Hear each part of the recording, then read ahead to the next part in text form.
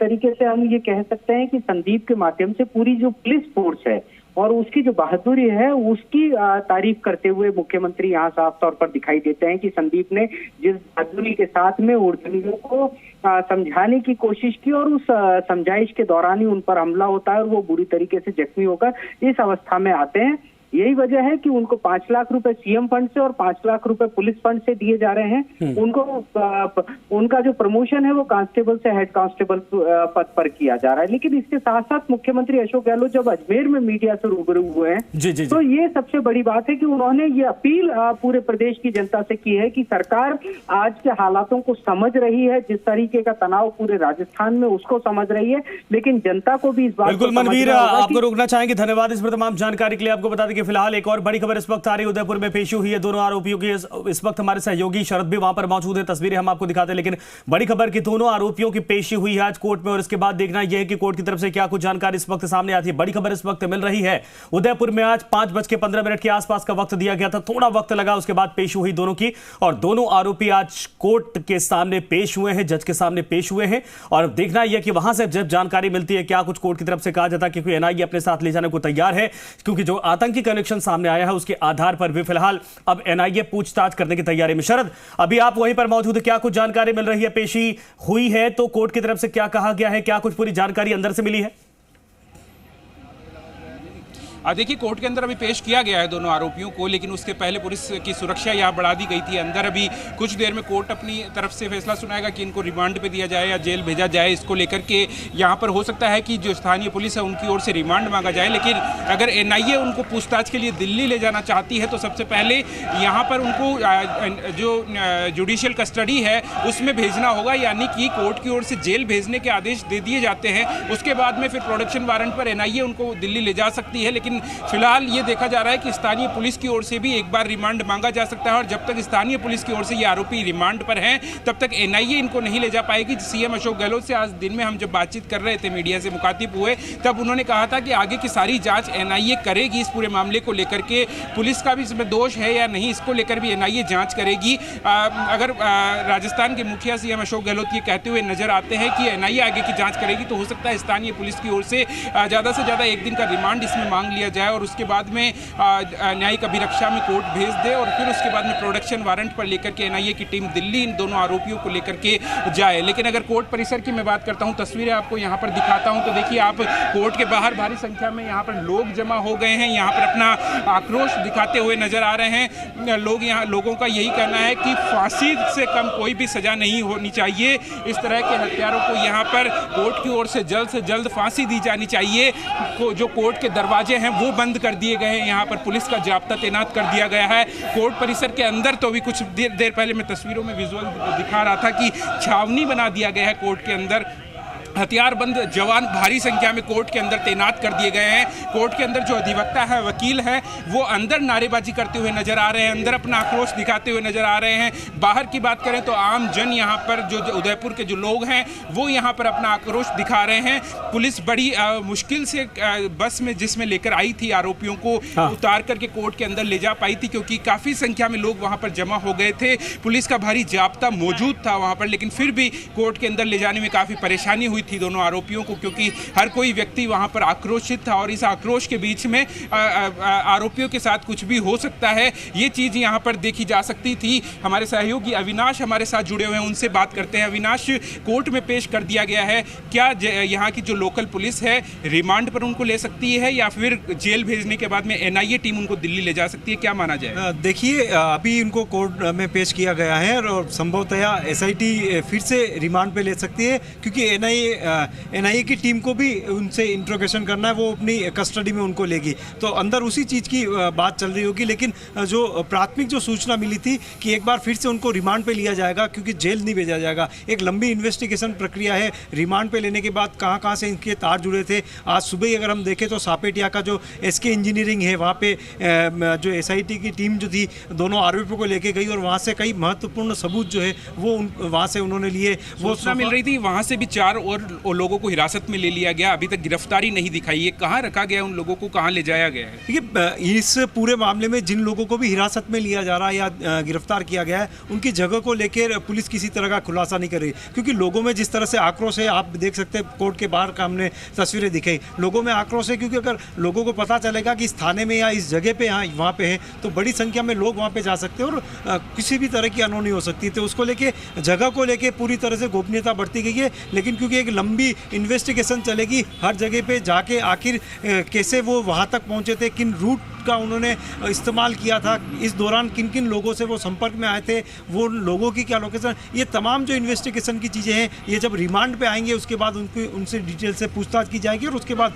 कई सारी कड़ियाँ जिनकी हम बात करें कि कड़ी से कड़ी जोड़नी पड़ेगी, हर आरोपी तक पहुँचना पड़ेगा। यही यहाँ पर कोशिश यही की जा रही है सबसे पहले कि रिमांड पर कौन ले, क्योंकि स्थानीय पुलिस चाहती है कि फिलहाल कुछ दिन के रिमांड पर लेकर के उनसे पूछताछ की जाए। पुलिस की एक प्रोसेस भी होती है कि जो थाना उस किसी आरोपी को गिरफ्तार करता है, सबसे पहले वो रिमांड मांग सकता है, उसके बाद में उसको जेल भेजना पड़ता है, यानी कि जुडिशियल कस्टडी में जब आरोपी को भेजा जाता है, उसके बाद में कोई दूसरा थाना या दूसरी जांच एजेंसी खुद की एफआईआर दर्ज करके उसको वहां पर हिरासत में ले सकती है, गिरफ्तार कर सकती है। शरद, अभी इन दोनों की कोर्ट जज के सामने पेशी हुई, अभी इंतजार चल रहा है? बिल्कुल, इनकी पेशी हो गई है, कोर्ट के अंदर ही है, बातचीत चल रही है, इनके अधिवक्ता वहां पर मौजूद हैं। कोर्ट के अंदर सुरक्षा के बीच इनको ले जाया गया, ले जाने में काफ़ी परेशानी हुई थी अंदर। जो इस पूरे मामले को जज देख रहे हैं वो यहाँ पर पहले पहुँच गए थे और उनके पहुँचने के बाद में ही यहाँ पर आरोपियों को लाया गया था और आरोपियों को वहाँ पेश कर दिया गया है कोर्ट के अंदर। और फिलहाल इसी बात को लेकर के दलीलें अंदर दी जा रही है कि कितने दिन की कस्टडी यहाँ पर स्थानीय पुलिस को दी जाए, और स्थानीय पुलिस अगर कस्टडी ले लेती है तो उसके बाद में जब स्थानीय पुलिस की ओर से दोबारा पेश करके आरोपियों को न्यायिक अभिरक्षा में भेज दिया जाएगा, तो जुडिशियल कस्टडी में भेजने के बाद में ही फिर दूसरी कोई जांच एजेंसी उसको अपनी कस्टडी में ले सकती है, वो भी कोर्ट में आकर के उनको फिर से दलीलें देनी होगी। तो अगर आज एनआईए को कस्टडी नहीं मिलती है तो उसके बाद में माना जा सकता है कि जितने दिन की रिमांड यहाँ स्थानीय पुलिस को मिलती है, उस रिमांड के खत्म होने के बाद में, जेल जाने के बाद में फिर से आरोपियों को एनआईए उसके बाद अपनी तरफ से दलील देकर के रिमांड पर लेने की मांग करेगी। बिल्कुल सही सर, वहां पर नारेबाजी हो रही है, जरा उन तस्वीरों को दिखाइए और ये पूरी जानकारी भी साझा करते रहिए। जो वहां पर नारेबाजी हो रही है, लोग फिलहाल बताया जा रहा है कि फांसी की मांग करते दिखाई दे रहे हैं, बड़ी संख्या में लोग पहुंचे, जैसा आपने भी बताया कि ले जाने में मशक्कत करनी पड़ी है। उन तस्वीरों को दिखाते रहिए और कोर्ट से क्या जानकारी मिल रही है मैं चाहूंगा ये भी साझा करते रहिए।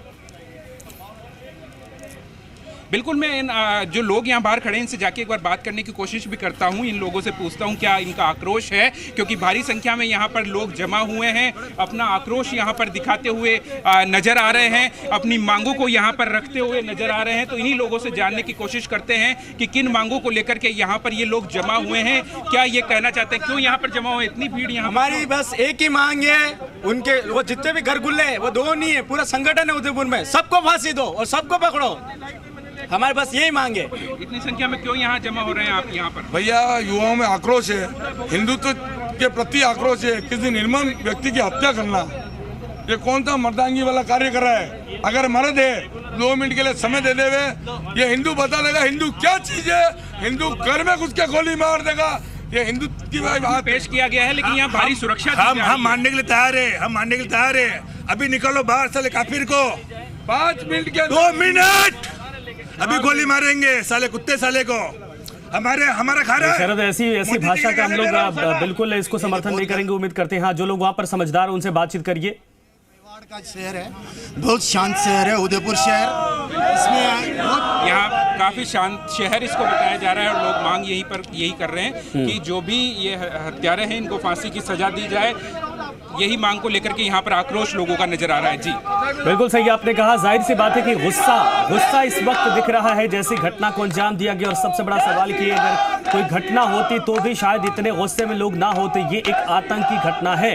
ये नारेबाजी आप सुन सकते हैं, ये जो नारेबाजी आप सुन रहे हैं, लेकिन जिन भाषा का इस्तेमाल अभी ये आक्रोश में यहाँ पर जो युवा इकट्ठा हैं उन्होंने जो की है उसका हम समर्थन बिल्कुल नहीं करते हैं। और साफ तौर पर जो वहां पर स्थितियां इस वक्त बनी है, पुलिस भी उससे निपटने के लिए तैयारी कर चुकी है, इसीलिए इनको यहां से थोड़ी दूर रखा गया है और बड़ी ही सेफ्टी के साथ दोनों को अंदर ले जाया गया है। शरद, अंदर से कोई जानकारी इस वक्त मिल रही है क्या?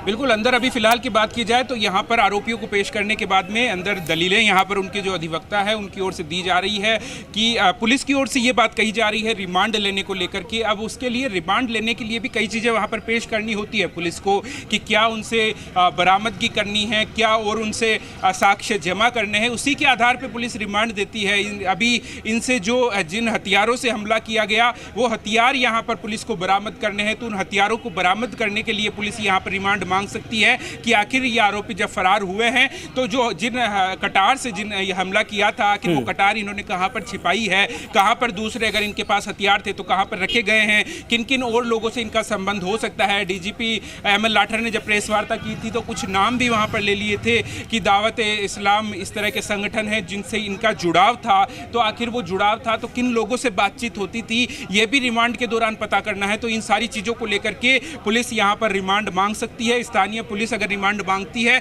तो यहाँ पे फिर स्थानीय पुलिस ही उनसे आगे की पूछताछ करेगी। फिलहाल एनआईए उनको दिल्ली नहीं ले जा सकती है। एनआईए अगर इस मामले में जांच करना चाहती है तो स्थानीय पुलिस के सहयोग से इनसे कुछ जानकारी ले सकती है, लेकिन अपनी कस्टडी में एनआईए को अगर इनको लेना होगा तो यहाँ पर इनकी जब पूरी तरह से स्थानीय पुलिस रिकवरी कर लेगी इन लोगों से जो भी हथियार थे और जो दूसरी इनकी जानकारियां इनसे जुटानी थी वो सारी करने के बाद ही फिर इनको जेल भेजा जाएगा। न्यायिक अभिरक्षा में भेजने के बाद फिर एनआईए इनको दिल्ली ले जा सकती है, ले जाएगी। शरद, एक चीज और जानकारी बताइए, अंदर से जो भी खबरें होंगी आप अपनी तरफ से एडिशनल ऐड कर लीजिएगा इस सवालों के बीच में, अंदर से जो भी खबरें छनकर आएंगी वो बताइएगा। ये बताइए, खबर ये है कि जब ये सब पाकिस्तान से वापस आए थे इन्होंने एक व्हाट्सएप ग्रुप बनाया था, अरब से पैसे की फंडिंग की गई तो उससे ये गरीब मुसलमानों यानी जो ऐसे लोग थे जिनको जरूरतमंद थे उनको ये मदद किया करते थे, उसके बदले ब्रेन वॉश किया करते थे। बाकायदा यहां पर एक मॉड्यूल तैयार करने की कोशिश की जा रही थी।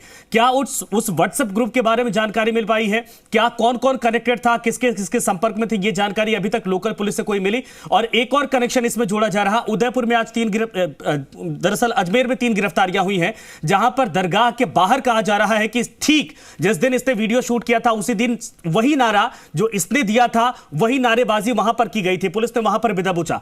क्या ये राजस्थान के कई हिस्सों से कनेक्टेड थे ये दो आतंकी, या फिर कोई ऐसी जानकारी अब तक पुख्ता हो पाई है?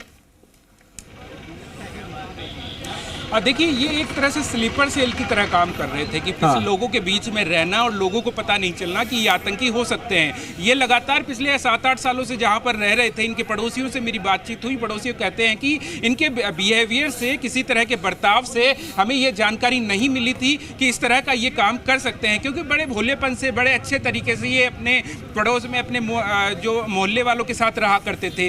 लेकिन जैसे ही इनको एक मौका मिला, जैसे ही इनको आगे से कहा जा सकता है शायद आदेश कोई मिला हो कि ये कुछ करना है, क्योंकि स्लीपर सेल को इसी तरह से आदेश दिए जाते हैं, अचानक 10 साल बाद में आदेश आ जाता है कि आप जाकर ये करिए, तो इनके पास हो सकता है कोई इस तरह की जो फेसबुक पर टिप्पणी थी उसको देख करके आदेश मिला हो कि जाकर हत्या करिए और इन्होंने हत्या कर दी हो।